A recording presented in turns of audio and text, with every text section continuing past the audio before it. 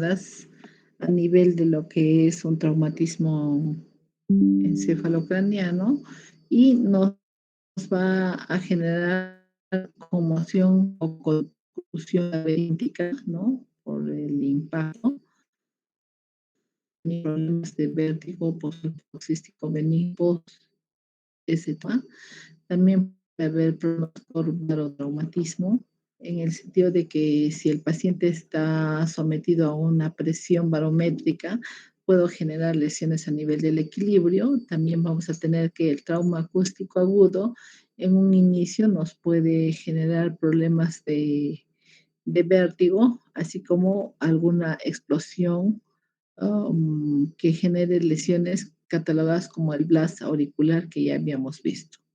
En el caso del traumatismo encefalocraniano con fractura del hueso temporal, eso puede implicar evidentemente un daño vestibular, consecuentemente un daño del nervio en su rama vestibular. Y también por efecto de un traumatismo vamos a tener lesión de las ventanas del oído medio que pueden generar un problema de una fístula laberíntica. Ahora, la destrucción del órgano del vestíbulo se puede dar también por un trauma directo ocasionado por un arma de fuego. En el síndrome de latigazo cervical, ¿no? O también el llamado síndrome cervical postraumático whiplash, también se va a dar problemas de vértigo. Traumatismos a nivel de órganos centrales, ¿no? Con lesión central de la vía del equilibrio, en lesiones tanto del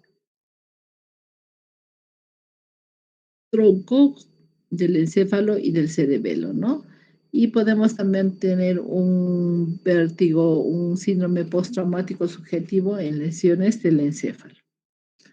Entonces, estas lesiones cervicales, como habíamos mencionado, se pueden asociar a problemas de latigazo, que es cuando en un accidente de tránsito o un paciente, una persona que esté en un vehículo en movimiento, va el cuello hacia adelante, luego va hacia atrás y luego regresa adelante, entonces a eso se llama latigazo cervical. Entonces se afectan generalmente órganos centrales con una pérdida de conciencia a veces de hasta 30 minutos, ¿no? Hay que pensar en un paciente que es un gran politraumatizado, ¿no? Los pacientes manifiestan problemas de mareo, desequilibrio a la marcha, ¿no? Aunque no son muy frecuentes los problemas de vértigo asociado, ¿no? A desequilibrio y mareo. También puede tratarse de un vértigo posicional, pero no tan intenso como el de origen periférico. Puede asociarse también estas lesiones con problemas de disminución en la audición y de acúfenos. Entonces, en el síndrome vertiginoso de origen cervical vamos a tener alteraciones nucleares, que, bueno, para mencionar, tenemos varios síndromes deficitarios, síndromes nucleares irritativos, o también problemas de parálisis o paresias del utrículo, del sacro y de los canalículos de distinto grado de severidad.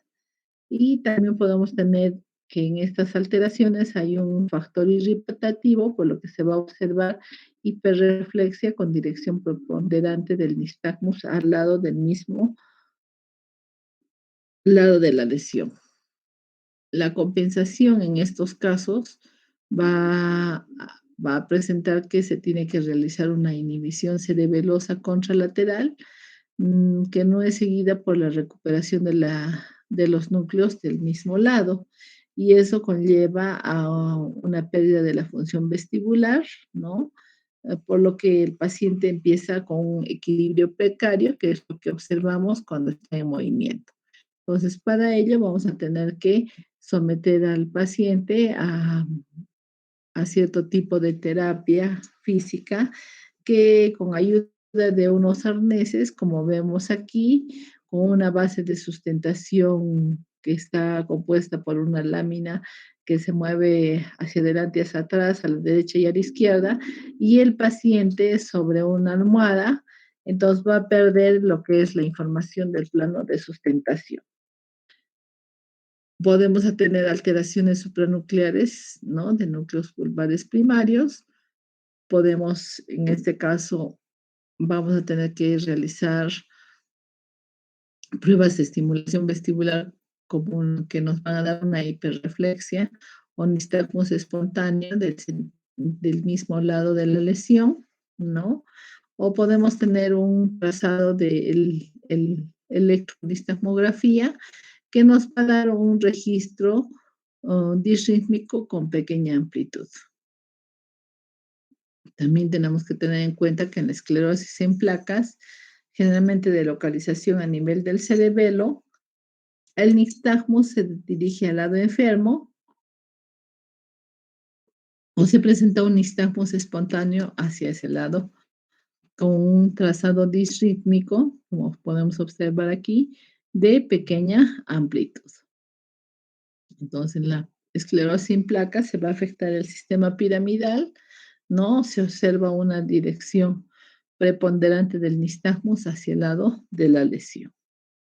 En alteraciones del sistema reticular, que es un sistema multisináptico asociativo, va a haber una excitabilidad laberíntica conservada dentro de valores promedios normales. El trazado de la electroencefalografía va a ser de tipo disrítmico, de pequeña amplitud, ¿no? Y vamos a ver que se va a presentar en síndrome traumático postconmocional, en intoxicaciones con monóxido de carbono y en claudicación del sistema vértebro-basilar. Y en alteraciones supranucleares de la motoneurona de salida, vamos a ver alteraciones orgánicas o funcionales del sistema piramidal extrapiramidal con nistagmus hacia el lado de la lesión, ¿no? Y también vamos a observar una inversión de la dirección preponderante del nistagmus en pruebas donde no se aplique la fijación de la mirada en el paciente. Los exámenes complementarios que pueden ayudar a evaluar problemas a nivel cervical va a ser una angiografía digital, una resonancia magnética nuclear y un Doppler de la circulación posterior, una fluoroscopía en flexoextensión y exámenes de postografía con cabeza desplazada en distintos ángulos. El tratamiento del vértigo cervical va a estar enfocado a medidas generales, como es el reposo, ¿no? Pidiendo al paciente que utilice la posición que más lo alivie. Vamos a indicar una dieta baja en sal, con restricción de la ingesta de líquidos. Podemos indicar agentes antivertiginosos como el dimetilinato en tabletas vía oral, una cada 8 horas. Vasodilatadores periféricos, ¿no? Antieméticos como la metoclopramina y fundamentalmente terapia física y rehabilitación. En cuanto a la terapia física y ocupacional, va a tener que ser combinada con medicación para aliviar el dolor y disminuir la contractura muscular. Va a incluir la movilización suave con ejercicios e instrucciones que permitan una correcta postura del cuello. Y evidentemente hay algunos autores que recomiendan la tracción o inyección en puntos dolorosos del cuello, que lo conocen como acupuntura alemana. El pronóstico generalmente es bueno en el 75% de los pacientes, ¿no? Entonces vamos a observar que podemos hacer algunos ejercicios, ¿no? Que nos permitan lateralizar el cuello, como vemos aquí, movimientos en el que se sube y se baja la cabeza, ¿no? De un lado y del otro lado, habiendo rotado la cabeza, ¿no? Vamos a hacer un movimiento de elevar los hombros hacia arriba y hacia abajo. Vamos a hacer movimientos de lateralización de la cabeza hacia derecha y hacia izquierda, que nos permitan ayudar a mejorar esa contractura muscular y a permitir que se estiren los músculos. Podemos hacer también movimientos semicirculares, tanto en un sentido como en el otro sentido. Y también estos movimientos semicirculares con cabeza inclinada, ¿no? También podemos utilizar el ultrasonido, que nos va a disminuir la contractura muscular, ¿no? Aunque van a existir ciertos síntomas secundarios, como es la disminución de la fuerza muscular, el incremento de la tensión de los músculos, sobre todo en la región cervical y de los hombros. Puede haber dolor de cabeza y fatiga muscular. Vamos a pedir que la rehabilitación vestibular realice ejercicios que vayan a disminuir los síntomas del mareo, incrementar la función del equilibrio y a incrementar los niveles generales de actividad en el paciente. El asesoramiento se tiene que focalizar en tres grandes áreas, como es evaluar el sistema músculo-esquelético, evaluar el equilibrio y evaluar el vértigo. Entonces ahí vamos a hacer también que el paciente pueda hacer estiramientos, ¿no? ¿No? La porción musculoesquelética debe recuperar la fuerza y la sensación de coordinación. En el equilibrio vamos a hacer pruebas de marcha que permitan que el paciente pueda generar habilidades tanto estáticas como dinámicas, ¿no? De acuerdo a su edad. Y en caso de que haya pérdida de inestabilidad, vamos a hacer que eh, interrogar sobre un cuestionario de mareos para determinar la frecuencia y severidad de los síntomas, así como documentar cambios en el estilo de vida para saber si el paciente se incapacita con este problema. Pues nuestro tratamiento va a incluir relajantes musculares tipo orfenadrina, tizanidina, ciclobenzaprina, que vamos a indicar una tableta cada 12 horas o una tableta cada 24 horas en la noche solamente, ¿no? Podemos también asociar algunos analgésicos como el tramadol y los AINES, ¿no? Vamos a también indicar al paciente antidepresivos que pueden ser usados en los casos que se presenta con dolor crónico o con depresión reactiva. Y en ciertos casos vamos a usar las benzodiazepinas que inhiben la actividad en reposo de los núcleos vestibulares y pueden reducir la actividad en el sistema reticular activador. Los tranquilizantes van a disminuir el desequilibrio vestibular, pero la compensación central no va a ser muy eficaz, por lo que se van a requerir sedantes mayores. Puede haber una interacción entre migraña y dolor cervical, por lo que también se han utilizado inyecciones de toxina botulínica para reducir la contractura dolorosa y se puede realizar un bloqueo facetario que nos pueda controlar el dolor.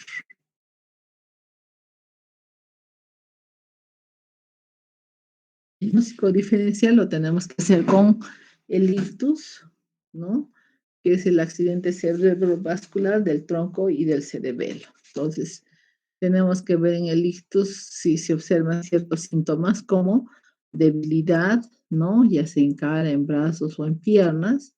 Si el paciente refiere en algún momento haber tenido problemas de confusión, dificultades para hablar, problemas de dificultades para caminar, ya sea mareo o desequilibrio, y si evidentemente estuvo acompañado de dolor de cabeza muy fuerte y repentino, ¿no? En algunos países tienen un número al que puedes llamar y evidentemente tratar adecuadamente y en forma oportuna a ese paciente evitando un daño cerebral mayor. Entonces, no olvidemos que cuando llega el paciente a la emergencia tenemos que ver, ¿no? Si existe debilidad, si existe confusión, si existe dificultad para caminar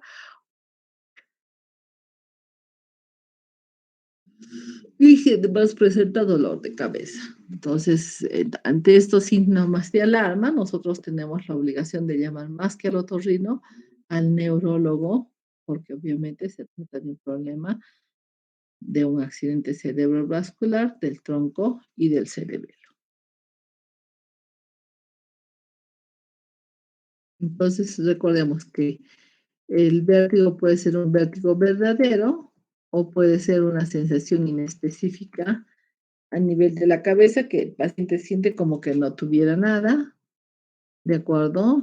Entonces, dentro de esa sensación inespecífica podemos tener un embotamiento que puede ser debido a causas metabólicas, tóxicas, farmacológicas, psicofármacos o bloqueantes. Podemos también tener la sensación inminente, ¿no? Que puede ser en relación a un presíncope o un síncope.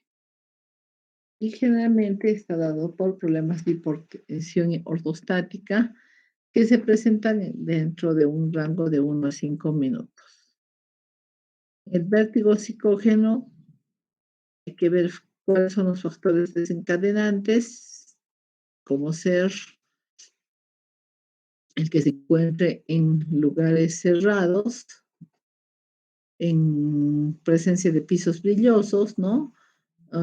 Que hay antecedentes de vértigos, pueden ser haber hecho maniobras de hiperventilación, una glucosa y una PCO2 baja,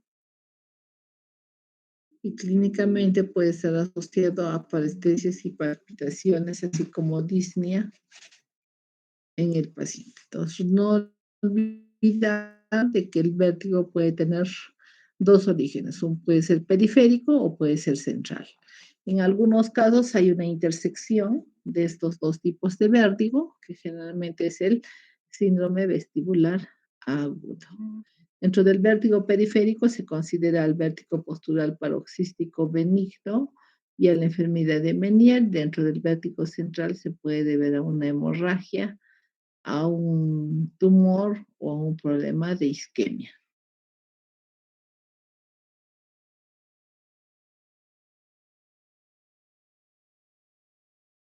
Entonces ya habíamos visto las múltiples causas, ya sean periféricas, y las etiologías, ¿no? Que pueden ser postraumática, un problema viral, un problema de isquemia, una enfermedad de Meniere, una automastoiditis crónica, un problema postquirúrgico, de anestesia general o de anestesia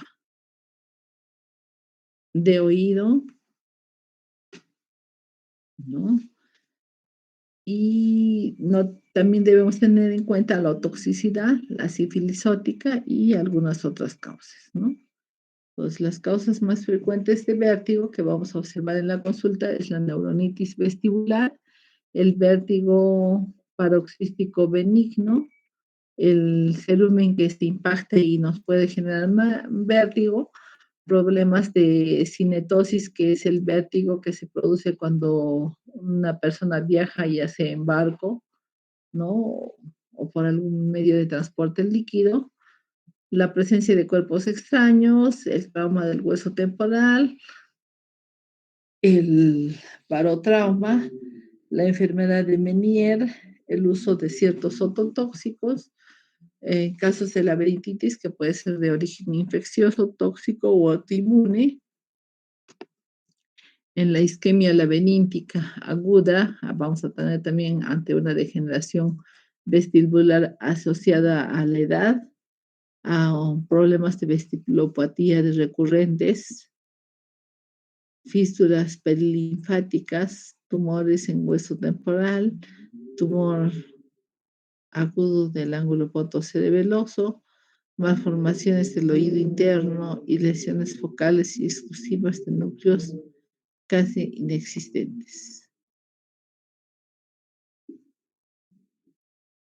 Entonces, si se ve afectada la vía vestibulocular, vamos a tener un vértigo con nistagmos, diplopía, oscilopsias, alteración de los reflejos oculovestibulares. Si tenemos una afectación de la vía vestibuloespinal, Vamos a tener trastornos del equilibrio, desviación de los miembros y del tronco, una lateropulsión a la marcha y una ataxia vestibular. Si vamos a tener compromiso de la vía vestíbulo retículo espinal, lo que se va a ver afectado es el tono muscular. Y si es de la vía vestíbulo vagal, vamos a tener sintomatología autonómica.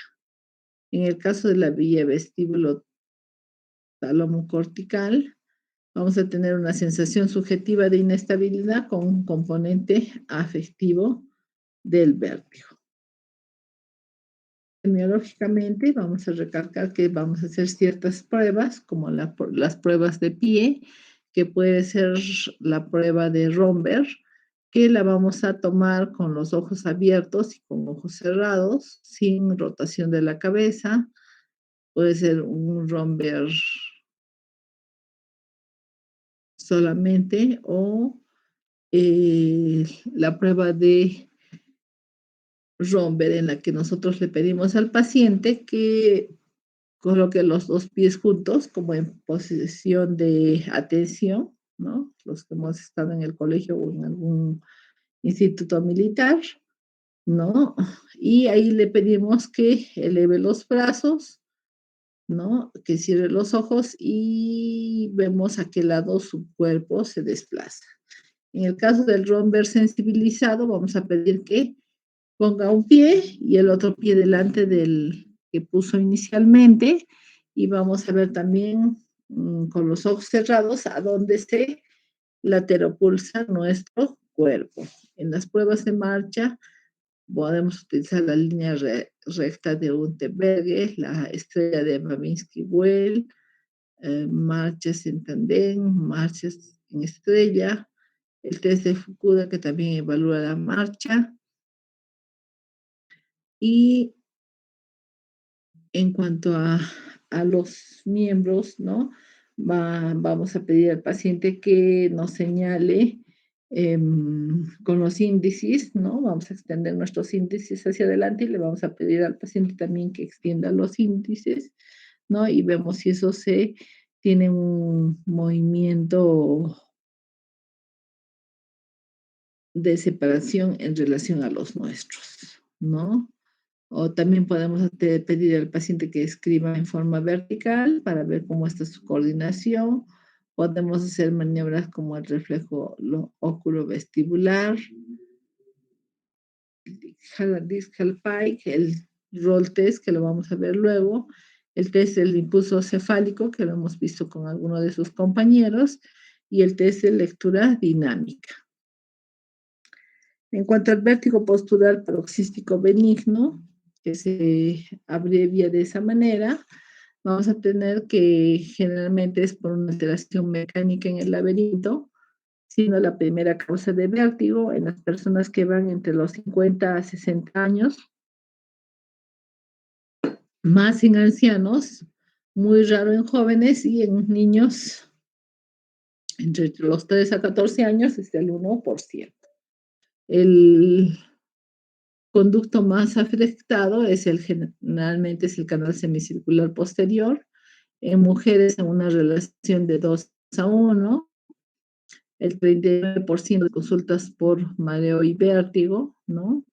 Las causas pueden ser 50% idiopáticas o primarias, pueden ser causas secundarias en un 30-50% a un traumatismo encefalocraneano, a una laberintitis viral, a una enfermedad de Meniere o a una migraña. Siempre preguntar si existe el antecedente de haber tenido un traumatismo encefalocraneano previo, de realizar ciertos deportes, ¿no? A veces cuando vamos también al dentista, en su sillón, obviamente, que no es como nuestra cama, sino tiene un cabezal ajustable, podemos estar mucho tiempo con la cabeza hiperextendida, ¿no?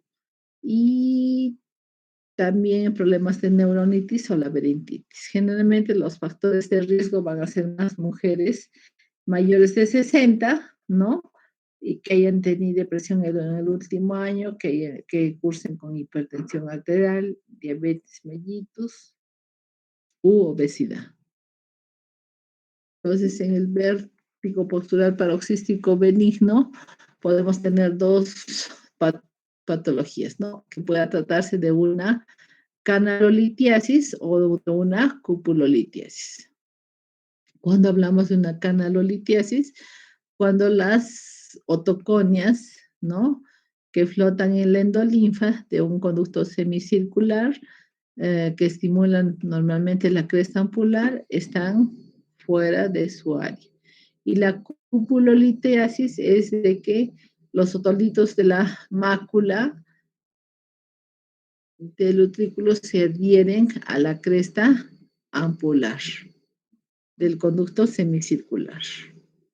Entonces, en ambas condiciones tenemos que transformar la cresta ampular del canal afectado, que es detectar las aceleraciones ya sea angulares de un detector de aceleraciones lineales, haciendo que este movimiento lo haga sensible a la gravedad. En el cuadro clínico vamos a tener que el paciente puede iniciar con náuseas, una ausencia de vértigo espontáneo. Generalmente vamos a solicitar una valoración neurológica que puede estar normal.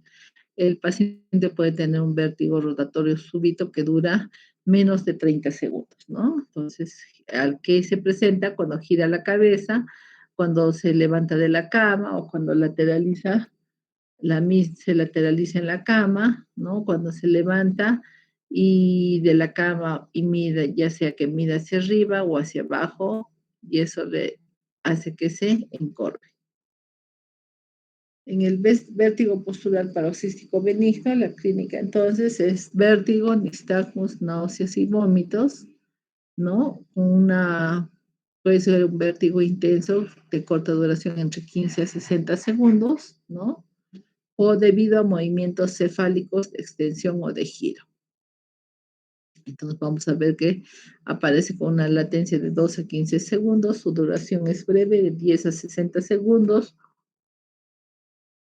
está seguido de un periodo refractario de varios minutos, presenta náuseas, vómitos y el nistagmus puede reproducirse con los cambios de posición.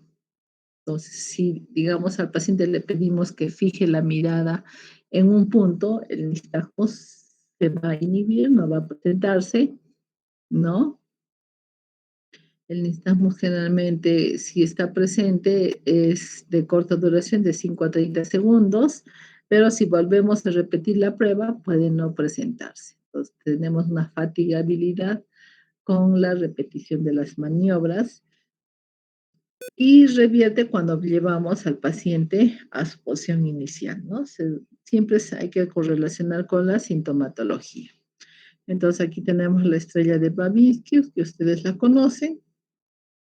Aquí estamos haciendo una prueba de marcha, aquí estamos haciendo la maniobra de Wodak, que es hacer que el examinador extienda sus índices, el paciente también, y vemos si el paciente baja un dedito por debajo del índice del examinador. Entonces, para el diagnóstico de vértigo posicional paroxístico benigno, podemos hacer la maniobra de Discal-PAI, que nos va a evaluar el nistagmus generalmente por una videonistagmografía. Vamos a ver un pequeño video.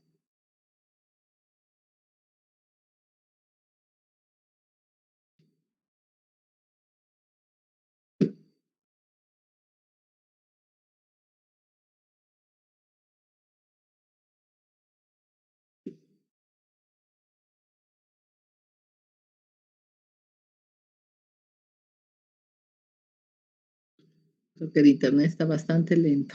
¿Preguntas hasta ahí?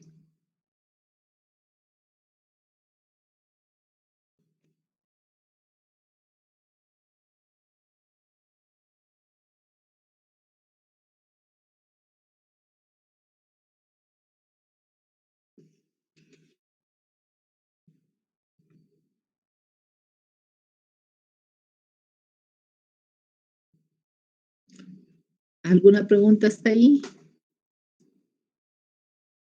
¿Estamos conectados o estoy desconectada? Sí, doctora, sí la escuchamos. Ok. Ya estaba preocupada. Dije, he hablado y no nos hemos visto.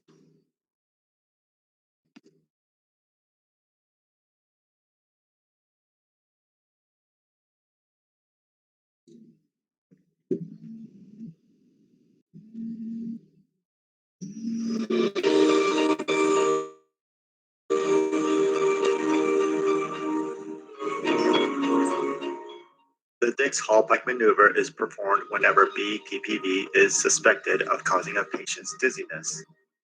The head is turned 45 degrees and the body laid back such that the head is extended about 20 to 30 degrees. If BPPV is present, eye twitching called nystagmus will occur. Eye twitching that rotates is called torsional nystagmus. Side-to-side eye twitching is called horizontal nystagmus. Eye twitching that goes up and down is called vertical nystagmus. The Dix-Hallpike maneuver is then repeated on the opposite side.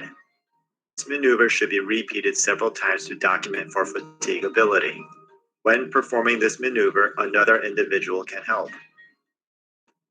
Please note that feeling dizzy but without nystagmus is not considered diagnostic for BPPV. Eye twitching must be present for BPPV to be diagnosed. Rotatory nystagmus indicates posterior canal BPPV for which the Epley maneuver is performed. Lateral nystagmus indicates lateral canal BPPV for which the Lempert maneuver is performed. Vertical nystagmus indicates superior canal BPPV for which the deep head hanging maneuver can be performed.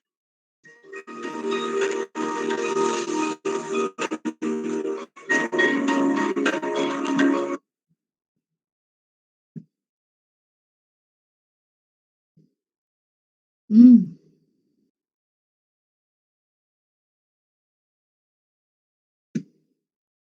Estaba en la otra. Listo, volvamos a donde nos habíamos quedado. Doctora, disculpe. Dime. ¿Cuáles serían los fármacos que harían que alguno de los test no salga negativo, pero sea por el fármaco? Generalmente es el dimegrinato y la beta-histidina. Pues lo ideal es de que cuando el paciente llega a la emergencia sea evaluado sin que haya tomado ninguno de esos fármacos, ¿no? Porque cuando ya se le administra el fármaco vía endovenosa, vamos a hacer los exámenes de nistagmus y vamos a tener una respuesta negativa o no ausente, entonces no vamos a poder establecer si es un nistagmus o si es una lesión de canal lateral, superior o posterior, ¿no? Entonces es importante que las primeras maniobras se realicen en la emergencia y no cuando ya el paciente ha recibido tratamiento. Pero lo que sucede normalmente es que el otorrino no está en la emergencia y son los internos o el médico internista el que recibe al paciente y como el paciente viene con esa angustia, ¿no? Entonces le dice, doctor, póngame cualquier cosa porque no puedo estar aquí con inestabilidad, ¿no? Entonces ahí normalmente el médico le da la medicación, pasan los síntomas, mejora un poquito, ¿no? Está medio sedado porque también produce sueño, hasta que llegue la interconsulta al otorrino, lo evalúas y no puedes establecer un diagnóstico adecuado. Entonces lo ideal sería que lo mantengamos al paciente en reposo y que venga el otorrino para hacer la evaluación o que ustedes puedan hacer las maniobras y establezcan, pues, cuál es el diagnóstico, ¿de acuerdo? Porque Gracias, los que van a doctora. estar en la emergencia van a ser ustedes. Entonces, aquí tenemos igualmente, lo hemos visto en el video, ¿no? Entonces, ponemos al paciente sentadito. En el video veíamos que usaban una almohada, pero también lo que podemos hacer es llevar al paciente al borde de la camilla, ¿no? Entonces, lateralizamos la cabeza, lo sujetamos y hacemos que lo tiramos para atrás. Entonces ahí observamos qué tipo de nistagmus presenta, ¿no? Si es un nistagmus horizontal, si es un nistagmus vertical, ¿no? O es un nistagmus rotatorio. Y luego de ello volvemos sentamos al paciente en esta misma posición, aquí ya lo lateralizaron a la línea media, ¿no? Lo lateralizamos a la línea media inicialmente y después de ello, entonces, cuando ya lo hemos puesto rectito, lo lateralizamos hacia el lado contralateral y observamos si se presenta el nistagmus y determinamos cuál es la dirección del nistagmus. ¿De acuerdo? Y para que se siente, igual, en esta posición lo sentamos y de sentadito ya rectificamos la mirada al frente. Los otros exámenes que podemos hacer, sobre todo en lo que es problemas a nivel cervical, es el BEMS, ¿no? Que son los potenciales vestibulares evocados miogénicos, en los que se van a poner electrodos a nivel de los músculos del cuello, ¿no? Y nos va a dar una idea si es un problema de vértigo cervical. También tenemos la electronistagmografía, ¿no? La videoelectronistagmografía, ¿no?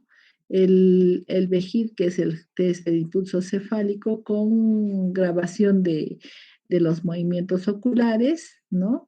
Y este test nos permite evaluar cada uno de los conductos semicirculares. Nos evalúa los 6 conductos semicirculares y respetamos los colores, ¿no? Habíamos dicho que para el oído derecho vamos a utilizar el rojo y para el oído izquierdo vamos a utilizar el azul.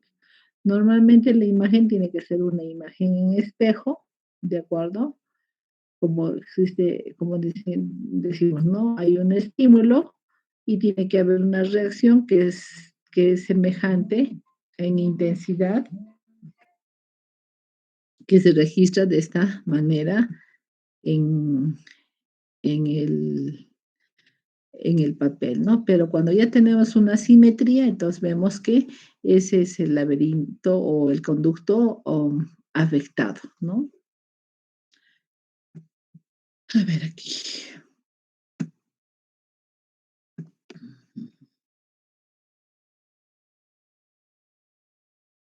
Entonces estamos en la 119, vamos a regresar terminando la parte de teoría, esta diapositiva, para que no nos falte tiempo y acabar el tema. En el caso de una neuronitis vestibular, que es la segunda causa más frecuente de vértigo, vamos a ver que la afectación se produce a nivel de la primera neurona del nervio vestibular. Hay una inflamación retrolaberíntica. Generalmente se habla de que puede ser una etiología viral. El paciente ha tenido solamente una crisis, ¿no? Y después ya no se presenta más. El inicio generalmente es súbito. El vértigo es súper intenso, que dura 24 horas a más, ¿no? Entonces, el paciente está durante 24 horas a más en desequilibrio, pero no hay compromiso neurológico ni hipoacusia. Pues en la neuronitis vestibular vamos a tener un vértigo intenso, espontáneo, ya sea por areflexia o hiporreflexia, un desequilibrio en la posición de pie y de marcha con lateralización, la presencia de náuseas, vómitos, palidez y sudoración, que serían síndromes vegetativos, y una audición normal. En el examen vamos a encontrar un nistagmus espontáneo con y sin fijación ocular, generalmente es un nistagmus horizontal, que es agotable y va a un solo sentido, por eso se habla de que es unidireccional. El test del impulso cefálico, que es con mirada fija, ¿no? Habíamos visto en algunos pacientes, ¿no? De que le pedíamos al paciente que se fijara la vista en la nariz del examinador y luego movíamos su cabeza primero hacia el lado derecho, ¿no? Y ahí en un movimiento brusco veíamos si había nistagmus o no, ¿no? Y el cover test, que es ocluir un ojo, ¿no? Para observar si la pupila se desplaza. Entonces, en el VEGID, le pedimos al paciente que mire la nariz del examinador, que fije su mirada ahí, y procedemos a hacer movimientos laterales, ¿no? Hacia un lado, primero, en este caso hacia el lado izquierdo, y en un momento jalamos hacia la línea media. Entonces ahí vamos a observar que se presenta nistagmus en el paciente. Entonces, si se presenta el nistagmus, vamos a decir VEGID positivo. Si nos presenta nistagmus, vamos a decir un VEGID negativo, que se puede presentar cuando evidentemente el paciente ya se le han administrado medicamentos como el dimeglinato o la beta-histidina, ¿no? Y en el cover test, el paciente nos está mirando y nosotros ponemos este oclusor y ahí vemos que la pupila se desplaza, ya sea hacia la izquierda o hacia la derecha. Entonces, el tratamiento en una neuronitis vestibular va a ser el administrar antivertiginosos, ¿no? Como el dimeglinato, vamos a darle betahistidina que va a mejorar la irrigación. Vamos a administrar antieméticos para evitar esas náuseas, vómitos, ¿no? Podemos acudir a un corticoide, ya sea como la prednisona, o también podemos llegar a utilizar la terapia física para una reeducación vestibular precoz y así generar la compensación vestibular. ¿A qué se refiere la compensación vestibular? A que ese equilibrio que está hipo o arrefléxico, ¿no es cierto? Por eso es que el paciente tiene lateralizaciones hacia el lado enfermo. Entonces, puede ser compensado por el lado contralateral, que es el lado sano, como cuando le sacan un riñón a un paciente, entonces el riñón que queda trabaja al doble y compensa la falta del otro. En el caso de la neuronitis vestibular, el vértigo puede desaparecer en pocos días, la inestabilidad puede permanecer de 2 a 3 meses, la hiporreflexia o arreflexia puede manifestarse hasta 2 años, un 50% de los pacientes puede recuperarse en forma total y un 50% puede quedar con secuelas. Ahí hacemos las pruebas calóricas, ¿no? En las que introducimos agua fría y agua caliente y nos van a generar una respuesta que nos va a decir si se trata de una paresia o una parálisis vestibular, ¿no? Y nos va a decir si es unilateral o es bilateral.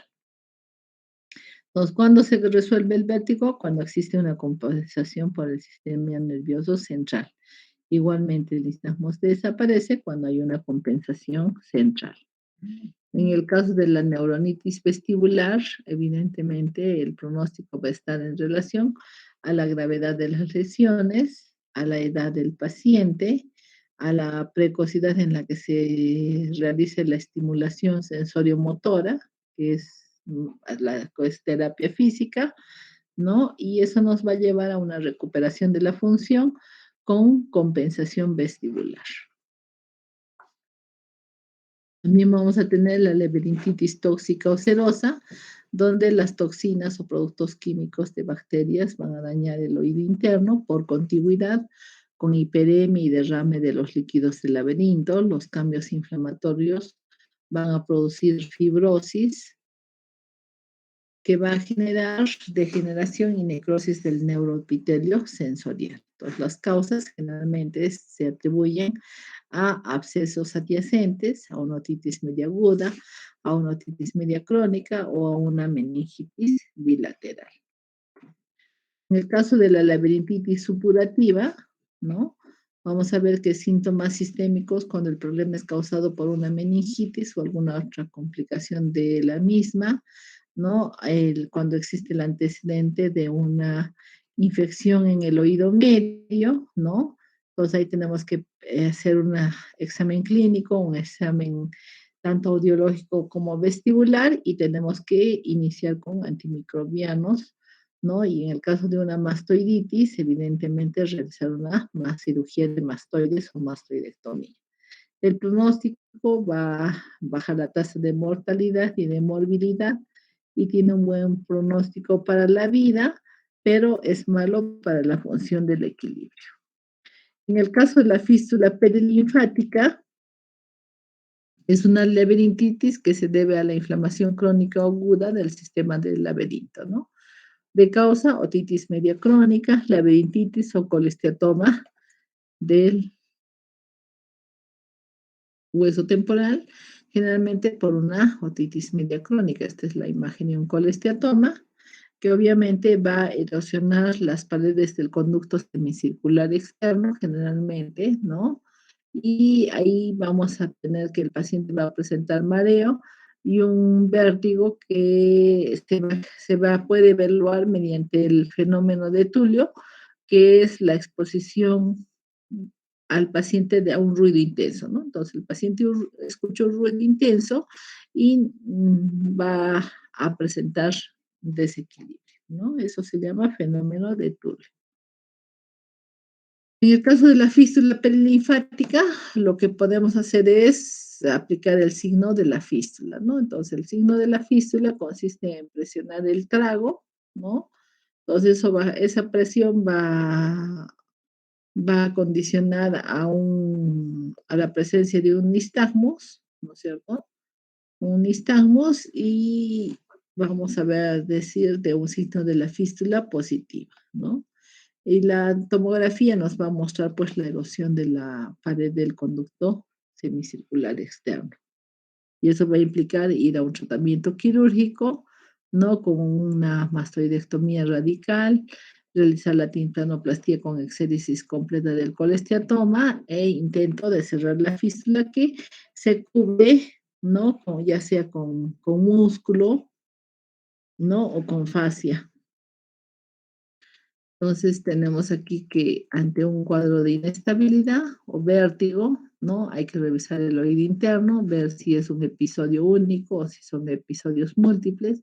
Si es un episodio único, se trata de una neuronitis vestibular. Si son episodios repetitivos, si dura segundos, se trata de un vértigo postural paroxístico benigno. Si dura horas a días con pérdida auditiva, vamos a hablar que se trata de una enfermedad de Meniere.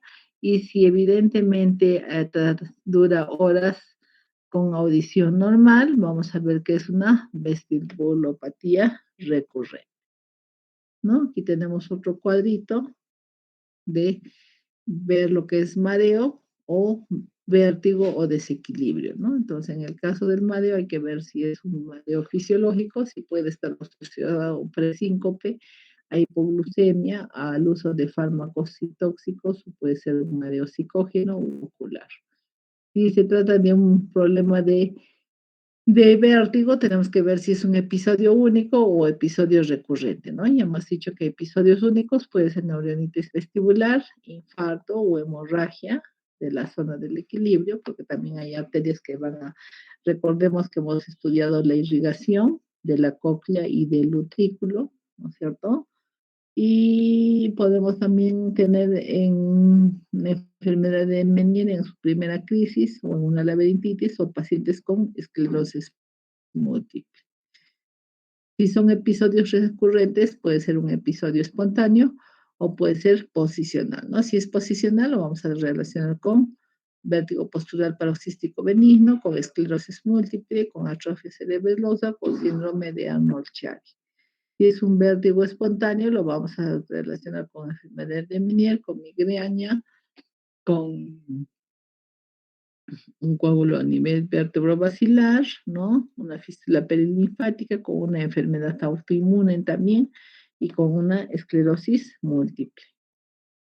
Entonces aquí tenemos otro cuadro de crisis única, de crisis recurrente, ¿de acuerdo? Y de vértigo crónico. Entonces, ¿qué además vamos a hacer en estos pacientes? Es importante la rehabilitación vestibular, ¿no? Hay que hacer ejercicios de adaptación, ¿no? Al movimiento, de habituación, de sustitución, de balance y de marcha. Entonces, eso lo van a ver en medicina física y rehabilitación. Vamos a tener también problemas de presbiestasia, ¿no? Entonces, pacientes que generalmente en un 25% de personas mayores de 25 años van a tener alteraciones inicialmente de la capacidad visual, también de la capacidad vestibular y propioceptiva, ¿no? Entonces hay que descartar otras causas de vértigo, hay que hacerles terapia de refuerzo sensorial, hay que apoyarlos con el uso de un bastón o de otro apoyo, ¿no? Con un calzado adecuado, ¿no? Hay que hacerles un refuerzo gravitatorio y hay que hacer un refuerzo visual. Recordemos que las personas mayores por problemas de catarata, ¿no? Generalmente, o de glaucoma, ahora que es una enfermedad que es bastante común, entonces van perdiendo la vista y por lo tanto su asociación visual pues está alterada. ¿Preguntas hasta ahí?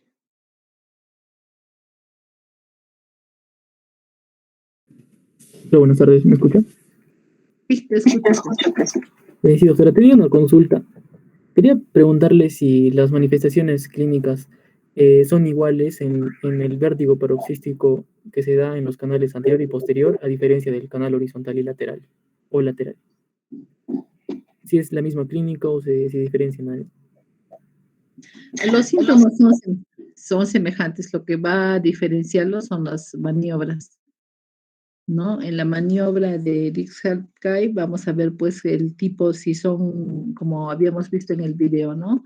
Si era un nistagmus horizontal, si era un nistagmus vertical o si es un nistagmus rotatorio, y eso nos va a orientar a cuál de los canales está comprometido, como habíamos visto ahí. ¿Alguna otra pregunta? ¿Nos indicaría algo el nistagmo bilateral?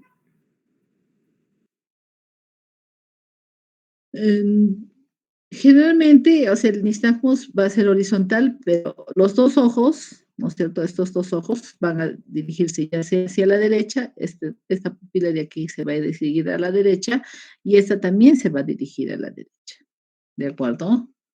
Porque están orientándonos hacia qué conducto semicircular está afectado, ¿no? Generalmente es unilateral, no es bilateral. Sí, doctora.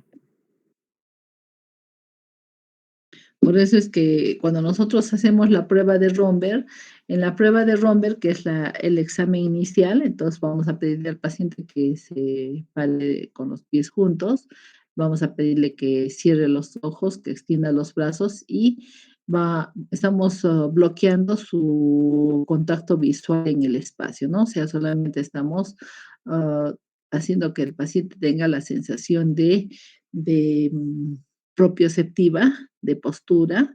Entonces ahí el paciente va a lateralizarse, ya sea a la derecha o a la izquierda. Entonces, si se lateraliza a la derecha, sabemos que el lado afectado es el derecho, ¿no es cierto?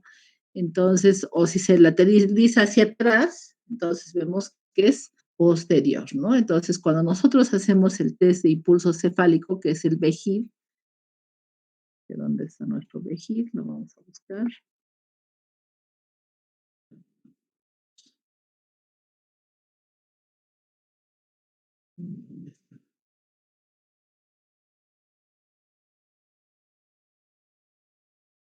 El vejiga que habíamos dicho, ¿no? Que movemos 30 grados la cabeza del paciente a este. Entonces, nosotros hemos hecho primero nuestro romper. Entonces, ¿qué vamos a hacer inicialmente? Si, digamos, el romper fue positivo a la derecha, primero vamos a examinar al lado izquierdo, que es el lado sano. Si evidentemente en el lado sano no nos da ninguna respuesta, aparte de que el paciente no se va a asustar, ¿no? Ni se va a caer, nada, porque aparte que está sentado, ¿no? Le vamos a explicarle, señora, vamos a hacer unos movimientos de lateralización a su cabeza, usted va a tener una sensación de desequilibrio, pero no va a caer porque usted está sentado. Entonces, inicialmente, para que el paciente no se asuste, igual que en la audiometría habíamos dicho, ¿no? Empezamos primero a examinar el lado sano, ¿no? Para que no haya confusiones.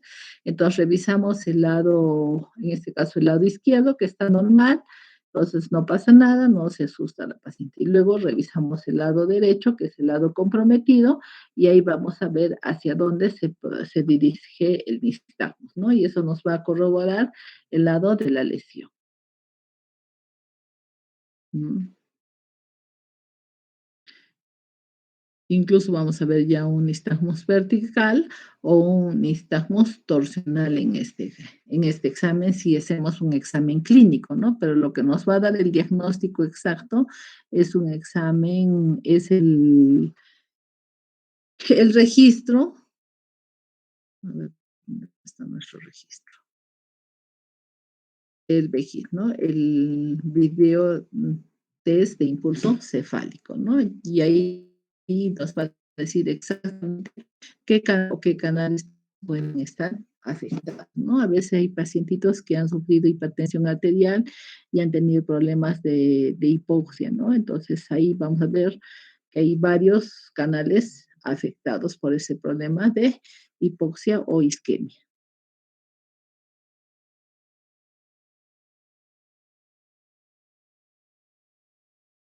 ¿Alguna otra pregunta?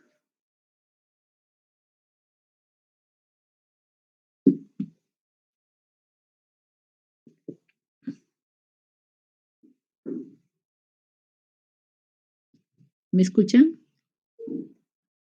Sí, doctora, sí la escuchamos. ¿Alguna otra pregunta?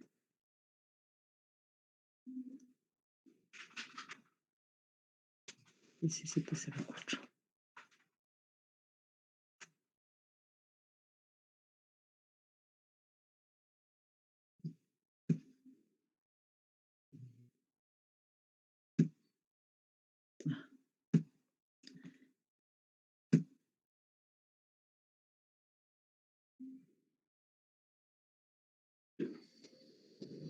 Entonces es importante el examen que nosotros vamos a hacer en de emergencia.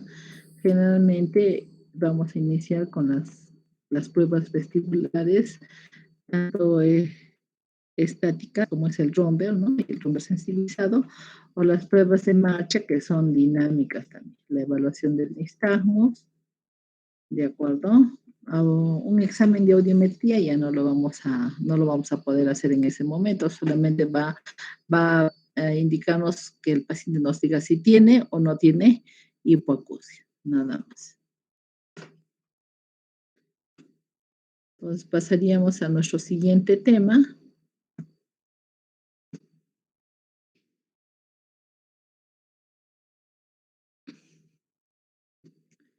Que es embriología nasal y sinusal, ¿no? Entonces recordemos que la nariz evidentemente va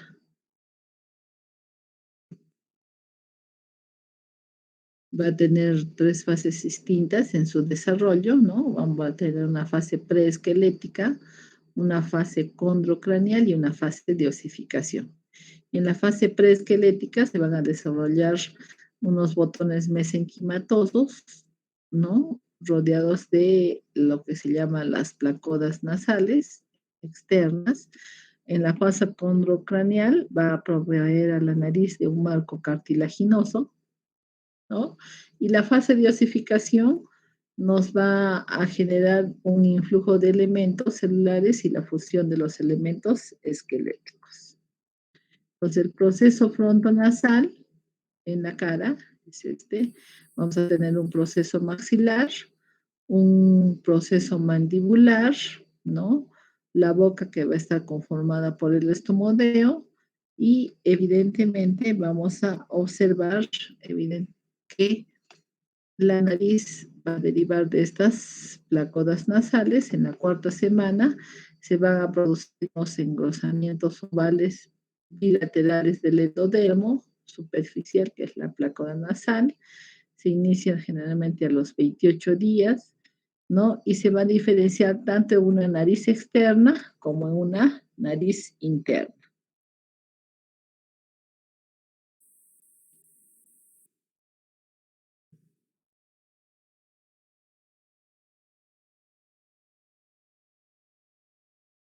Un minuto, por favor.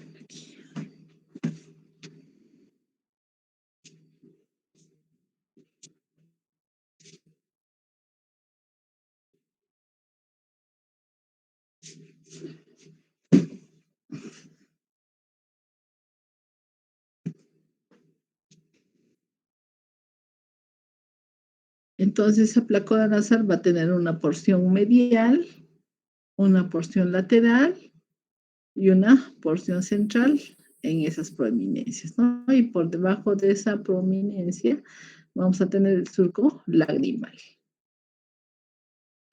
que lo vamos a ver a este nivel.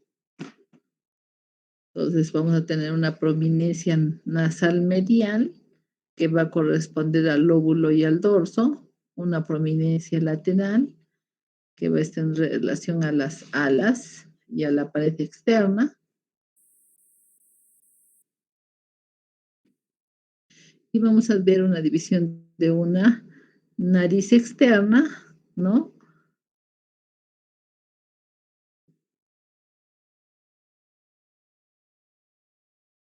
Con una depresión que separa el botón maxilar de las prominencias nasales, que además va a conformar lo que es el surco nasolagrimal. Y la formación ósea del septum sobre la cápsula cartilaginosa va a darse en la 8ª semana. Entonces, progresivamente, ese surco se va a ir dirigiendo hacia lo que son los globos oculares, ¿no es cierto? Por eso está en la parte externa de la nariz y va a alcanzar su orientación, pero ya dentro de lo que es la fosa nasal. Pues no olvidemos que vamos a tener el surco nasolagrimal, ¿no? Vamos a tener un segmento intermaxilar porque la unión va a ser, se va a fusionar tanto del lado externo derecho como del lado externo izquierdo, ¿no? Y de ahí es que también vamos a tener una malformación secundaria, que es evidentemente el labio leporino. Entonces, en la nariz interna, evidentemente, se van a formar unos sacos nasales que van a estar separados de la cavidad bucal por la membrana muconasal, que se rompe en la 6ª semana, ¿no? En las fosas nasales se va a formar al final un tapón epitelial que va a corresponder a lo que es la cavidad nasal.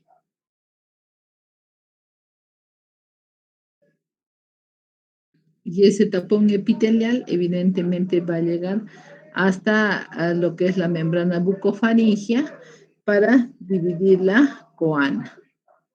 Entre las 3 y 15 semanas desaparece el tapón nasal, empieza a reabsorberse y da origen a las coanas primitivas, ¿no? Que es la apertura entre la cavidad nasal y bucal.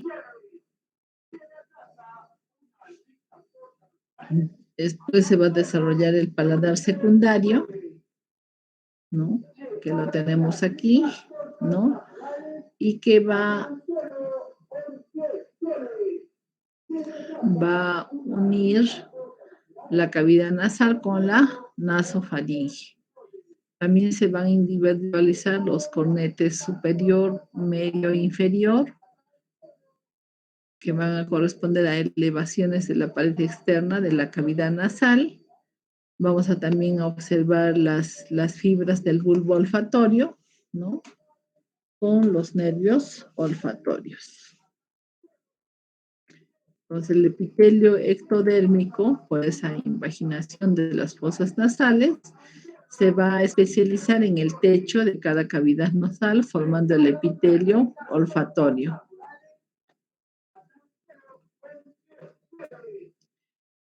El cornete inferior aparece por encima del proceso palatino, ¿no es cierto?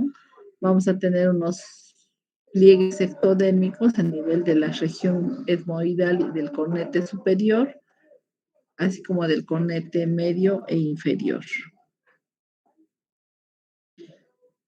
Aparte, vamos a observar que, por ejemplo, los senos maxilares van a tener un desarrollo diferente, ¿no? El niño va a nacer con senos maxilares que van a alcanzar su tamaño definitivo entre el 1er y 6º año, ¿no? Los senos esfenoidales y frontales van a empezar su desarrollo entre los 6 y los 10 años, ¿no? Vamos a tener que los senos etmoidales se encuentran ya al momento de nacer, ¿no? Y estos senos se van a desarrollar como divertículos de las paredes laterales, extendiéndose hacia los huesos maxilares, etmoidales, frontales y esfenoidales, ¿no? Correspondiendo al primer esbozo del seno maxilar y del etmoides anterior y posterior se inicia generalmente en el tercer mes del periodo prenatal. A lo largo de la pared externa de la cámara nasal se hallan tres estructuras que son el cornete inferior, el cornete medio y el cornete superior. Debajo de cada cornete recordemos que hay un espacio que es el meato, ¿no? Los meatos son importantes para ciertas patologías que vamos a observar. Los senos etmoidales, frontales y maxilares van a desembocar en el meato medio. Los senos esfenoidales y etmoidales generalmente desembocan en la parte alta de la cavidad nasal y en el meato superior.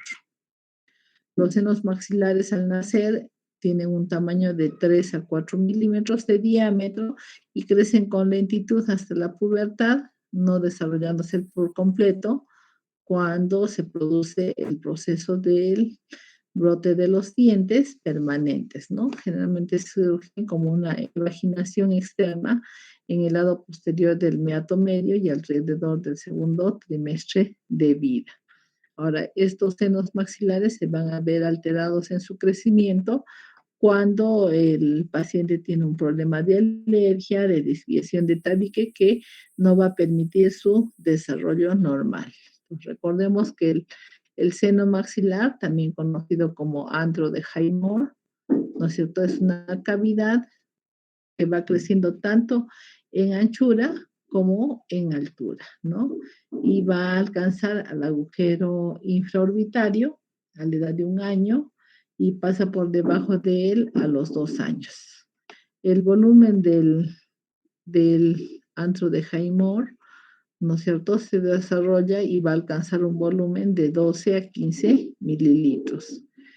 Entre los 0 a 2 años se produce un desarrollo del seno maxilar y se completa entre los 7 a 12 años, ¿no? Entonces tenemos aquí en el tiempo el crecimiento del mismo, así como de los senos frontales. Los senos etmoidales empiezan su crecimiento a nivel del cuarto mes del embarazo. Es una agrupación de 3 a 15 células individuales, cada una con su propio orificio.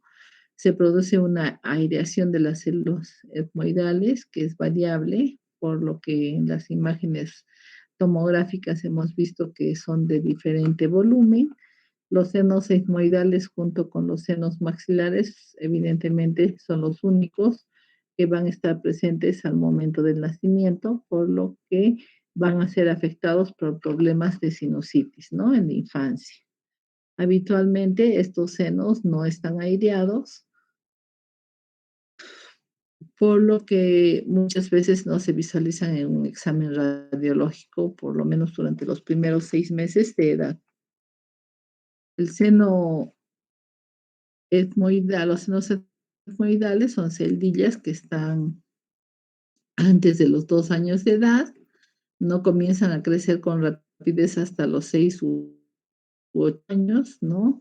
Van a ser divididas en celdillas etmoidales anteriores, ¿no? Que crecen hacia el hueso frontal y en celdillas etmoidales posteriores que crecen hacia el esfenoides, ¿no? Y vamos a tener que generalmente las celdillas etmoidales están presentes a partir de los 12 años. En el seno frontal, evidentemente, es importante desde los 12 años de edad que empieza su crecimiento.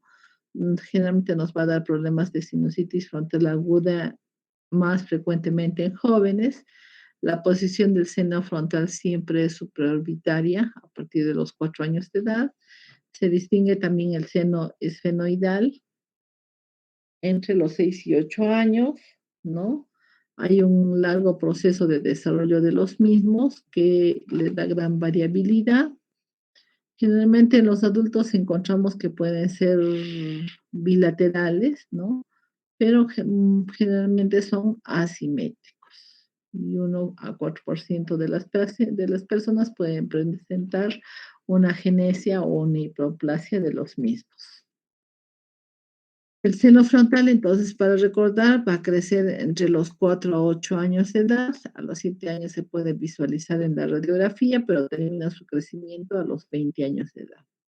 El seno esfenoidal inicia su osificación en el primer año y termina de osificarse desde la adolescencia hasta los 30 años de edad.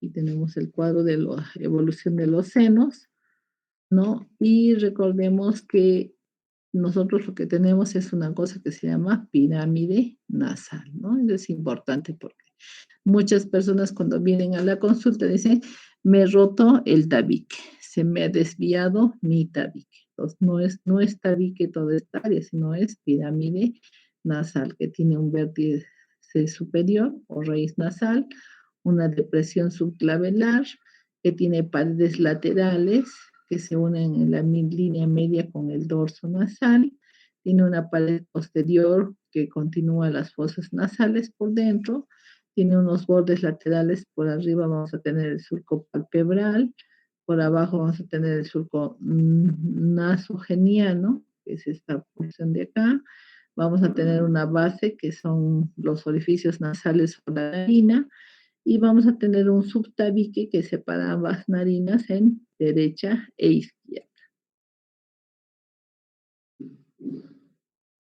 La pirámide nasal tiene un aparato de sostén que es, cartilaginoso y óseo, ¿no?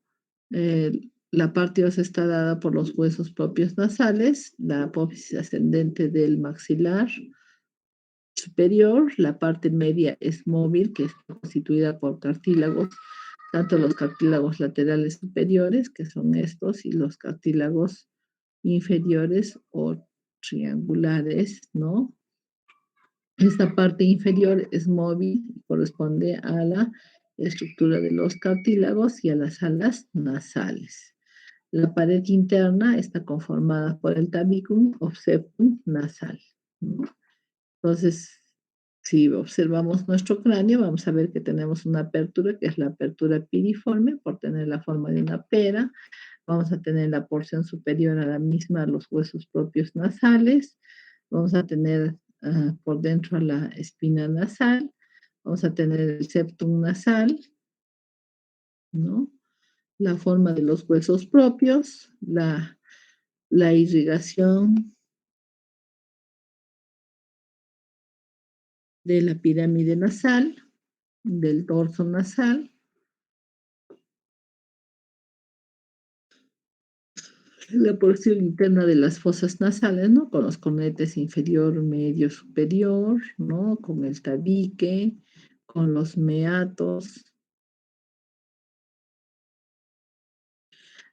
Por detrás va a concluir en las coanas, ¿no es cierto? Que es el límite posterior de las fosas nasales, ¿no?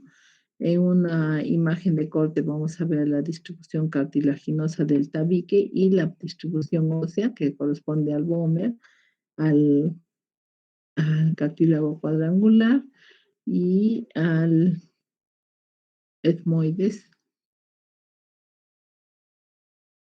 Entonces, ya habíamos visto el cornete superior, el cornete supremo, el superior, el mero, ¿no? El inferior. En el meato medio van a desembocar los conductos de los senos, de los senos maxilar, frontal, ¿no es cierto? Vamos a recordar, estas estructuras van a ser importantes en el momento de lo que es la cirugía endoscópica para retirar pólipos, para ampliar el ostium del seno maxilar, ¿no? Para poder resolver problemas de fístulas, fístulas de perilinfáticas, ¿de acuerdo?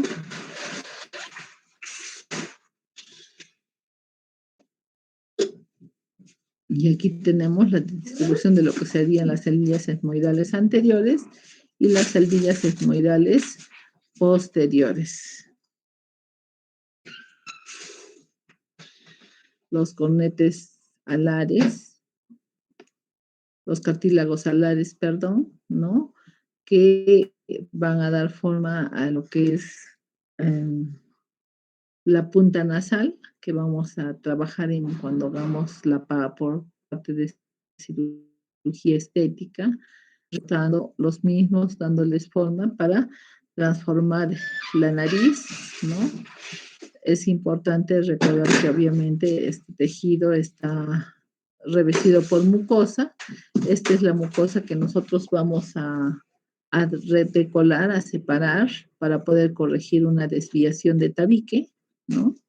Entonces vamos a hacer una incisión en el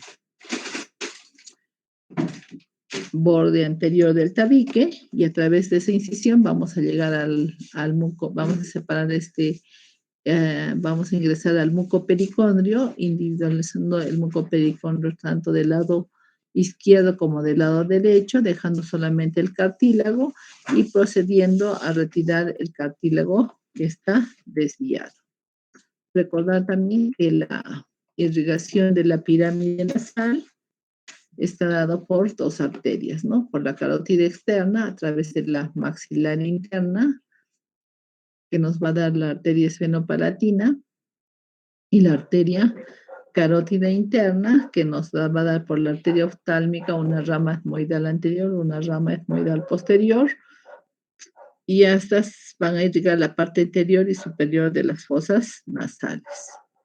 Entonces, la pirámide nasal en su porción externa va a estar irrigada por la arteria oftálmica, por la transversa de la nariz, rama de la facial, una rama angular, también rama de la facial, las arterias labiales superiores y las del subtabique, ¿no?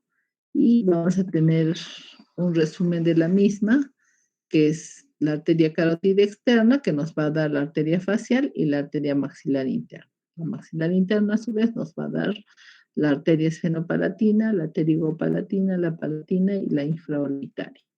Y la carótida interna, que nos va a dar la arteria oftálmica, que a su vez nos va a dar la arteria etmoidal anterior y la etmoidal posterior, que van a ir al techo de las fosas nasales. Entonces, esta distribución de la irrigación va a conformar en el tabique un plexo, que es el plexo de Kieselbach, que generalmente es donde se producen las epistaxis con mayor frecuencia, ¿no? Entonces, tenemos la arteria etmoidal anterior, ¿no? Tenemos la arteria etmoidal posterior, tenemos la arteria esfenopalatina, ¿no es cierto? Y tenemos la palatina descendente. Entonces aquí otra visión de la misma. Tenemos la arteria esfenopalatina, tenemos la etmoidal posterior, la etmoidal anterior, ¿no? Que ambas son ramas de la oftálmica, ¿no?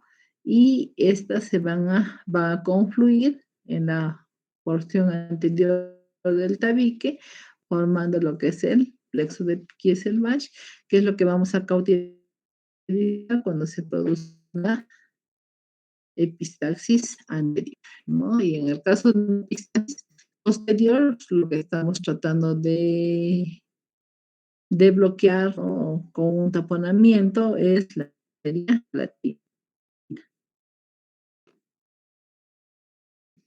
Entonces, la musculatura, el periósteo y el pericondrio van a estar recubriendo a lo que es la pirámide nasal. Vamos a tener también un linfático tanto del vestíbulo nasal hacia los ganglios submaxilares, ¿no? Vamos a ver que el conete medio inferior, la cola de los conetes, la trompa de Eustaquio, la mucosa respiratoria, la mucosa olfatoria, van a ir a los ganglios retrofaringeos y a la cadena cervical profunda. La inervación, no olvidemos que vamos a estar dependiendo del nervio oftálmico a través de la arteria nasal, tanto interna como externa, y la nasolobar. El nervio maxilar superior va a darnos el nervio esfenopalatino, el nervio nasal superior, el nervio nasal interno y los nervios palatinos. Recordar que tiene una inervación sensitiva que está dada por el trigémino, lo que nos va a generar problemas de neuralgias, ¿de acuerdo? Generalmente cuando hay un tabique desviado, el cornete se hipertrofia y se produce un choque de los mismos que nos va a dar un cortocircuito y va a generar una neuralgia trigeminal. También vamos a tener una inervación por el vidiano a través del facial y el glosofaringio. Vamos a tener también parte del sistema simpático cervical que va a producir vasoconstricción, sobre todo a nivel de los cornetes. La inervación parasimpática va a producir vasodilatación y rinorrea, sobre todo cuando estamos resfriados, ¿no? El décimo par va a inervar lo que es la musculatura de la pirámide nasal. El trigémino va a inervar tanto a la piel como a la mucosa nasal. El nervio oftálmico va a dar el nervio nasal externo y el nervio etmoidal anterior. Y el nervio infraorbitario nos va a inervar el ala nasal y el vestíbulo cutáneo. Aquí tenemos el resumen de ello. Entonces, recordar que las fosas nasales son dos conductos que van en dirección antero-posterior, son estrechos y tienen una conformación osteocartilaginosa, ¿no? Arriba está dada por la lámina perpendicular del etmoides, abajo está el vómer, ¿no? Y en la zona nasal anterior se encuentra el cartílago cuadrangular, que es móvil durante la cirugía. Entonces, en la pared externa vamos a tener o pared turbinal, vamos a tener varias estructuras que son los cornetes y que son evidentemente importantes para lo que son las cirugías endoscópicas. Las mucosas del cornete inferior generalmente está ricamente vascularizada y tiene vasos cavernosos con propiedades eréctiles, ¿no? Los cornetes inferior y medio van a tener una cabeza, un cuerpo y una cola, ¿no? Ya habíamos indicado que en el meato inferior va a desembocar el conducto lacrimonasal, en el meato superior va a drenar el seno esfenoidal, ¿no? Así como las células del etmoides posterior, y en el meato medio van a drenar los senos maxilares, los etmoidales anteriores y el seno frontal. Pues la nariz nos va a servir como un elemento vital para lo que es la vida humana, porque va a tener una función respiratoria que nos permita oxigenarnos. El flujo nasal normalmente se va a deslizar con un arco de convexidad superior, donde el aire se va a dividir a nivel de la cabeza del cornete inferior y se va a unir en la coana. La corriente principal se va a deslizar por el meato medio en la inspiración, y en la expiración el aire se va a salir a manera de remolinos por el meato inferior y el piso nasal. El flujo aéreo, sobre todo del cornete inferior y del meato inferior, va a influir en la temperatura y humedad que se respire. El volumen aéreo es de 6 litros por minuto en reposo y hasta de 70 litros por minuto en una ventilación máxima. Existen presiones diferentes en el vestíbulo y en las coanas, ¿no? De 8 y de 20 milímetros de mercurio. En circunstancias normales, con la humedad relativa ambiental del 50, el aire va a llegar a la faringe con una temperatura de 33 grados centígrados, y el aire del interior de los senos se va a renovar aproximadamente cada 1000 inspiraciones. El ciclo nasal nos va a dar una microcirculación de los cornetes que se comportan como cuerpos eréctiles, se congestionan o descongestionan siguiendo un ciclo regulado por el sistema autonómico en ciclos temporales de 2 a 6 horas.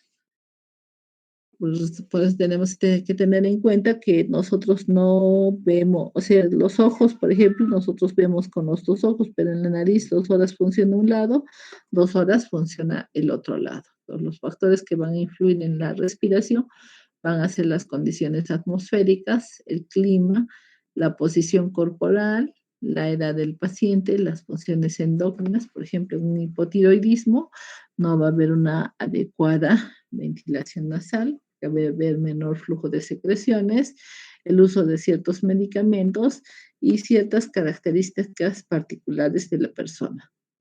El calentamiento y humidificación del aire respirado se va a dar en las fosas nasales, ¿no? Que mm, van a permitir también recuperar la energía calórica y el vapor del agua, tanto en la inspiración como en la expiración. Y ese caliente y humidificación del aire inspirado va a ayudar al paciente en la fonación. La secreción nasal mucosa está constituida por una mezcla de secreciones procedentes de las glándulas tanto caliciformes como de las glándulas seromucosas. En un trasudado del plasma va a ser agua generalmente condensada en una base de aire inspirado, ¿no? Y la composición del mismo es de agua al 95%, electrolitos 1 a 2%, mucinas 2.5 a 3%. La resistencia nasal es importante resaltar a la nariz como órgano creador de resistencias fisiológicas durante la inspiración, produciéndose una perfusión e intercambio gaseoso alveolar. Asimismo, existe una relación flujo sanguíneo y ventilación respiratoria.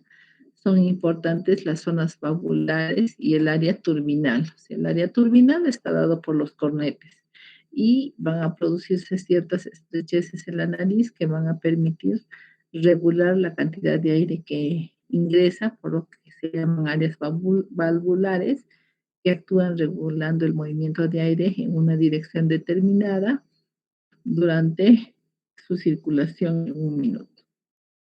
Y vamos a tener una función protectora o defensiva, donde la secreción nasal, que tiene mucinas y sustancias proteicas, como albúmina y sustancias secretorias, así como la IgA, la lactoferrina, la lisozima, la calicreína, ¿no? Son secreciones que se depositan en la mucosa nasal en dos capas, una inferior de consistencia fluida, en cuyo medio los cilios se mueven con gran rapidez, y una segunda capa que es de secreción superficial de consistencia viscosa, donde los cilios captan las partículas extrañas y con un movimiento de traslación las llevan a la rinofaringe, ¿no? Esa velocidad media del flujo del moco nasal es de unos 5 milímetros por minuto, y en 10 a 5 minutos las partículas inhaladas pueden ser eliminadas de la nariz. Pues la función respiratoria va a acondicionamiento del aire, purificación del aire que respiramos, ¿no? Esa purificación del aire está dada por el moco, por el movimiento ciliar, la presencia de lisocimas y la fagocitosis. El acondicionamiento del aire está dado tanto por la humectación como por el calentamiento.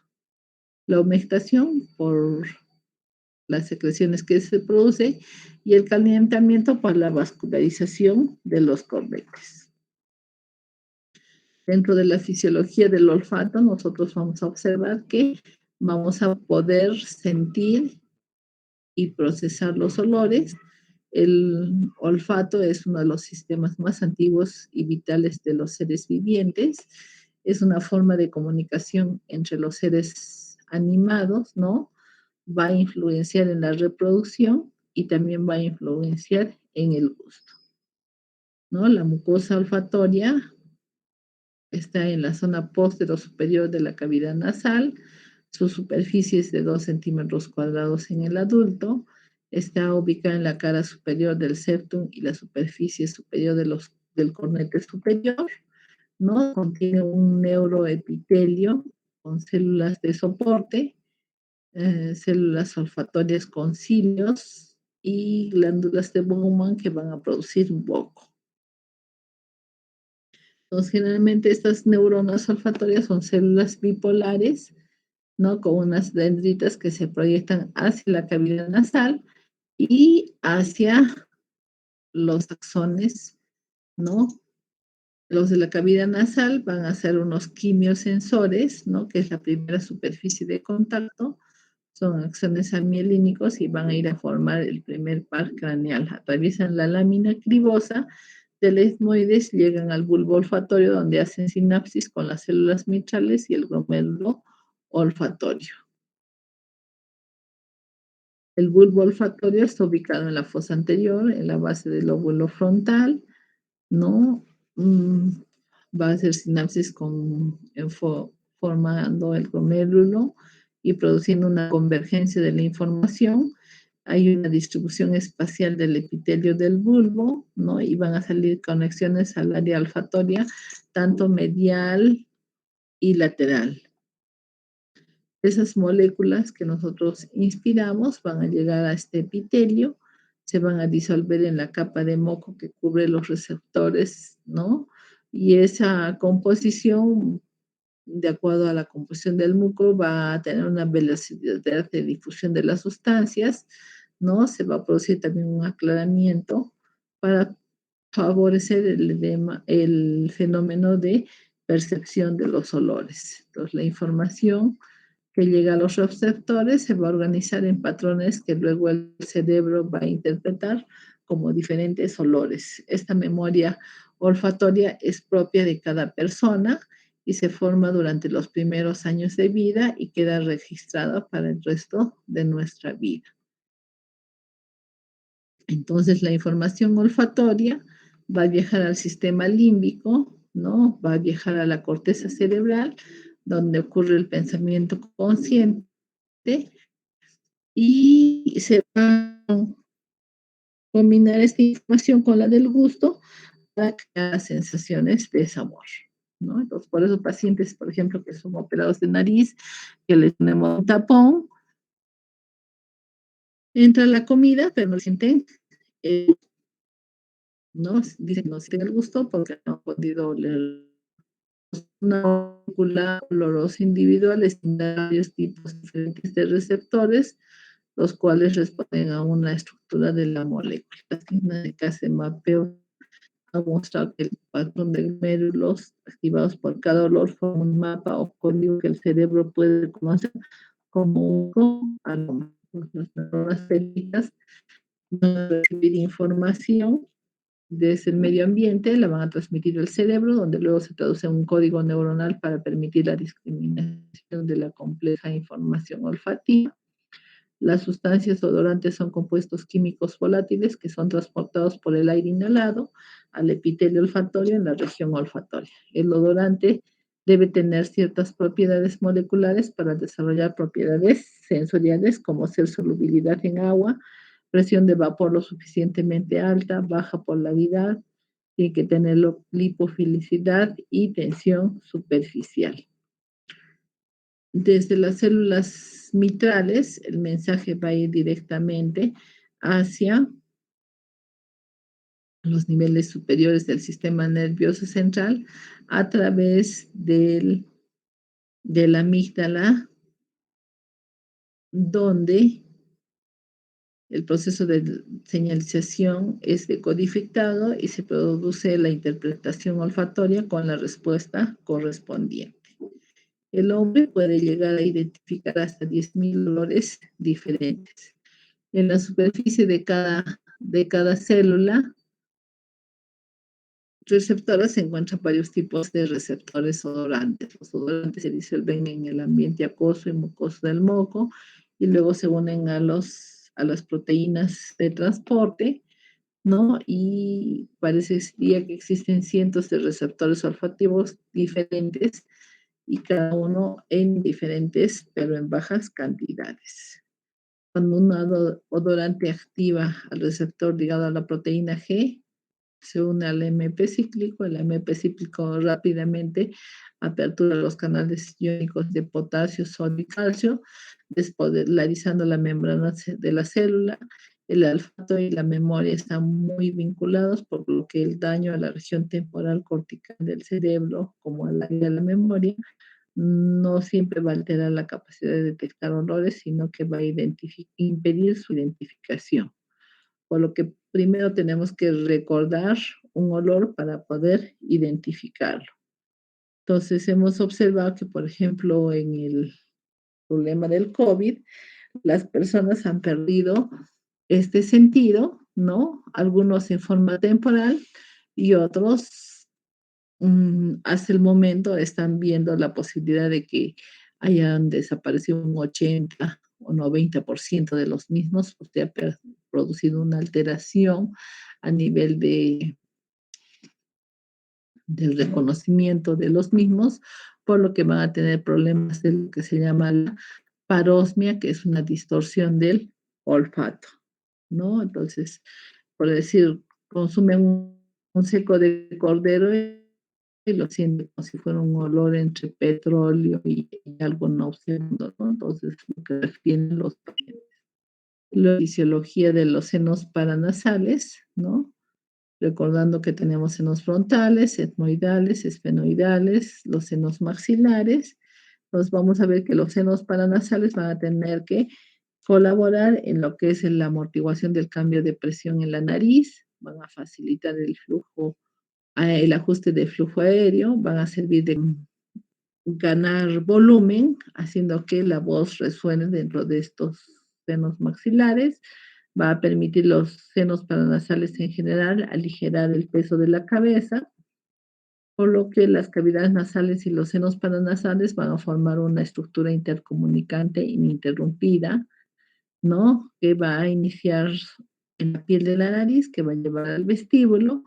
En el vestíbulo hacia adelante vamos a tener un epitelio pavimentoso estratificado con un epitelio coronar ciliado, pseudoestratificado y mucoscletante, que está distribuido en todas las superficies de las fosas nasales, donde a nivel de los cornetes se va a tratar de un epitelio estratificado pavimentoso y el epitelio respiratorio va a ser más conformado de células caliciformes. Entonces, ¿qué se sucede en un problema de alteración de los senos maxilares? Generalmente el ostium se cierra y al cerrarse el ostium se produce una supresión de la ventilación y del drenaje del seno. Esto va a generar un estancamiento de las secreciones, va a haber alteración en la composición y secreción, así como en el pH de los mismos. Va a haber una alteración del intercambio gaseoso de las mucosas, se van a lesionar los cilios del epitelio de los senos maxilares, ¿no? Va a haber una alteración del meato, ¿no? Y va a haber conversión de gérmenes en patógenos dentro del seno maxilar, se va a producir una inflamación de la lámina propia, va a haber un aumento del grosor de la mucosa, que lo podemos observar tomográficamente. Entonces, ¿qué es lo que vamos a preguntar a un paciente con problemas del olfato? Vamos a preguntar si es que tiene hiposmia, anosmia, parosmia o cacosmia, ¿no? Entonces, en la hiposmia es una disminución de la capacidad olfatoria, la anosmia es la falta de sensación olfatoria, la parosmia es una percepción de sensaciones olorosas anormales y la cacosmia puede ser objetiva, ya sea como es en la enfermedad de Eosena, o rinitis atrófica, y en una sinusitis puede ser un síntoma subjetivo.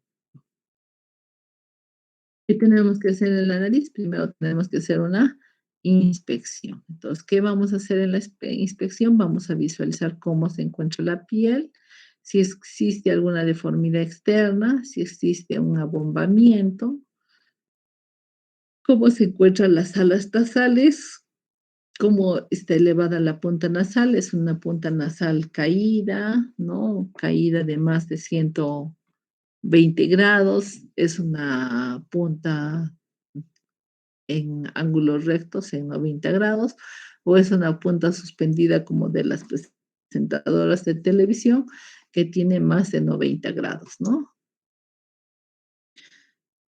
Entonces, para eso vamos a ver el ángulo de elevación y también es importante ver el punto de verse por traumatismos, realmente es fácil. Luego vamos a proceder a la palpación de los senos maxilares, frontales y etales, ¿no? Entonces, en la palpación podemos establecer los puntos infraorbitarios, ¿no?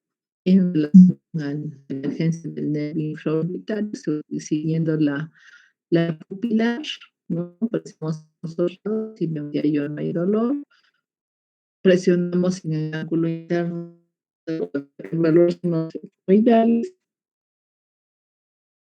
podemos presionar y golpear por encima del líquido supraciliar, ¿no? Para los senos, ¿no? Y en reumatismos nasales vamos a observar si existe crépito a nivel de los huesos propios nasales. Vamos a observar si existe un desplazamiento de la pirámide nasal, ya sea hacia la derecha o hacia la izquierda, cuando hay una lateralización, ¿no? Habíamos dicho que para evaluar los senos frontales vamos a hacer la percusión y la presión para cuando vamos a evaluar senos maxilares y en algunos casos. Luego vamos a producir procesos también físico. En el físico ya con el estímulo vamos a sujetar generalmente con la mano izquierda. Vamos a introducirlo en el vestíbulo.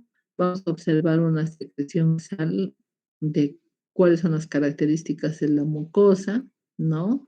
Si hay una mucosa transparente, filante, si es una mucosa con secreción mucopurulenta o purulenta, si esta secreción es fétida, vamos a observar si la mucosa está edematosa, si está azulada, si está hiperémica, si está atrófica, si está húmeda, si está seca. Vamos a observar cómo el cuerpo externo, si está alineado, internamente vamos a ver si está desviado, y existe a nivel de alguna área sangrante, alguna úlcera, una perforación, una alteración a nivel del color de la mucosa. Vamos a observar cómo están los cornetes, si tienen mal, si tienen un tamaño exagerado o si están atrofiados. En el meato inferior vamos a visualizar si es que no hay secreciones, ¿no? En el meato medio vamos a ver si es que hay la presencia de pólipos y secreciones. Podemos con el endoscopio llegar hasta las coanas y también con el endoscopio podemos dirigirnos hacia lo que es el pecho en busca de pólipos, masas tumorales, y identificar las hendidura olfatoria, ¿no?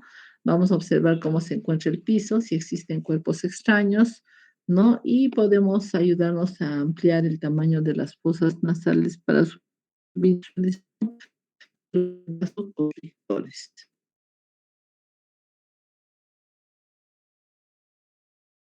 Pues también vamos a hablar con la endoscopía posterior. Vamos a ver su forma, sus dimensiones, vamos a observar cómo encuentra la cola de los tetes,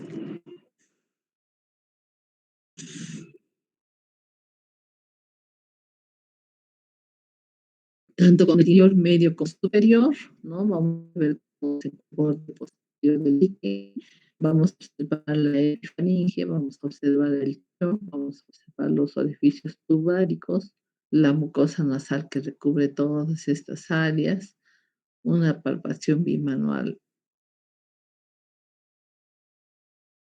también es importante, ¿no?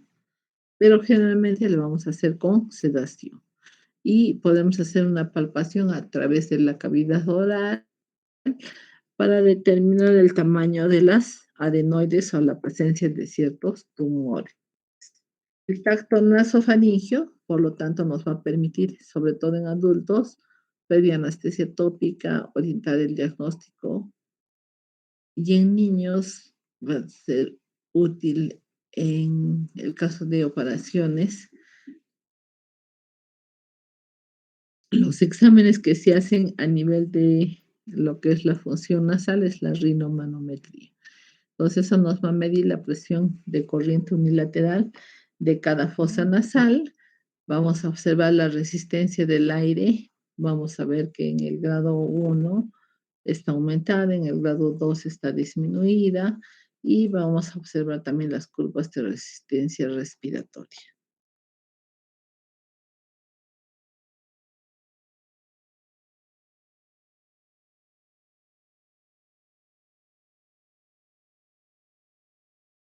Pues La medida del olfato, evidentemente, es un examen más cualitativo, cuantitativo y subjetivo, ¿no? Se puede hacer también el test de ERO o respuesta evocada del olfato, que es un examen cuantitativo y objetivo de ciertas sustancias olorosas con un registro simultáneo con valoración de los potenciales evocados corticales, ¿no? Y vamos a tener que las causas de alteraciones olfatorias pueden ser intranasales por alteraciones de los receptores olfatorios, ¿no? Las obstrucciones intranasales van a ser una obstrucción mecánica, ya sea por desviación del tabique, obstrucción por traumatismos, rinitis, sinusitis, pólipos, tumores, atresis de coanas o estado post-laringectomía, en alteraciones de los receptores olfatorios. Vamos a tener una rinitis atrófica u ocena, un problema de hipovitaminosis A, el uso de venenos inhalados de acción crónica generalmente en fábricas, ¿no? Lesiones tóxicas por exposición a cadmio, ácido crómico, lacas y disolventes, ¿no? El contacto a veces único con butilenglicol, que producen gases de putrefacción, venenos de guerra. Ahora se está hablando de una guerra química, que esperemos que no se dé, ¿no? Que pueden determinar lamentablemente lesiones irreversibles a nivel del nervio del olfato o efectos colaterales por ciertos medicamentos, ¿no? Como ser las anfetaminas, la cumarina, la canamicina, la cocaína, el meprobomato, la morfina, la neomicina, la fenotiazina, ¿no? Y otros. Por problemas intracraneales, ya sea de traumatismos, lesión del bulbo, del tracto olfatorio, hemorragias de la región frontobasal, fracturas de la lámina griposa, infecciones ya sea víricas, abscesos cerebrales, frontales, el lupus del sistema nervioso central, la presencia de tumores que también van a afectar en el olfato, sobre todo el especio neuroblastoma, que es un tumor propio de las fosas nasales, los tumores vasculares, problemas vasculares como la arteriosclerosis, alteraciones sistémicas como la diabetes mellitus, la hipovitaminosis B, problemas congénitos, ¿no? Alteraciones hormonales que también se producen cambios a nivel del olfato, alteraciones psicológicas, sobre todo en personas con histeria. Entonces, a ver, vamos a alcanzar aquí.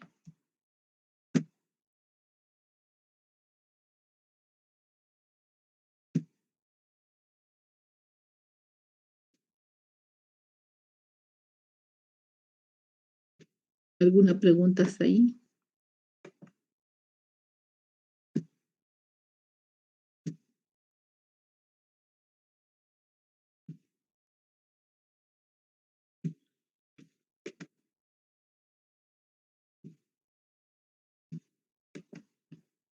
Ahora se dice que para el tratamiento de lo que es el olfato, normalmente lo que vamos a hacer es primero dar vitamina B, complejo B, ¿no? Corticoides que nos ayudan a desinflamar este estado que deja el COVID. Luego, una reeducación olfatoria, ¿no? Entonces, reeducación olfatoria, el paciente introduciendo los olores, ¿no? En una batería. Si no quiero hacer un video de mí mismo así, puedo hacer un video de una caricatura de mí. ¿Quieres una forma fácil de hacer?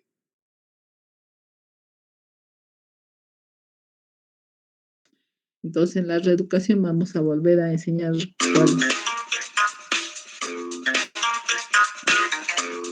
Ele consiste num exame que vocês percebem aqui, não sei se você consegue, o meu branco aí perceber, é uma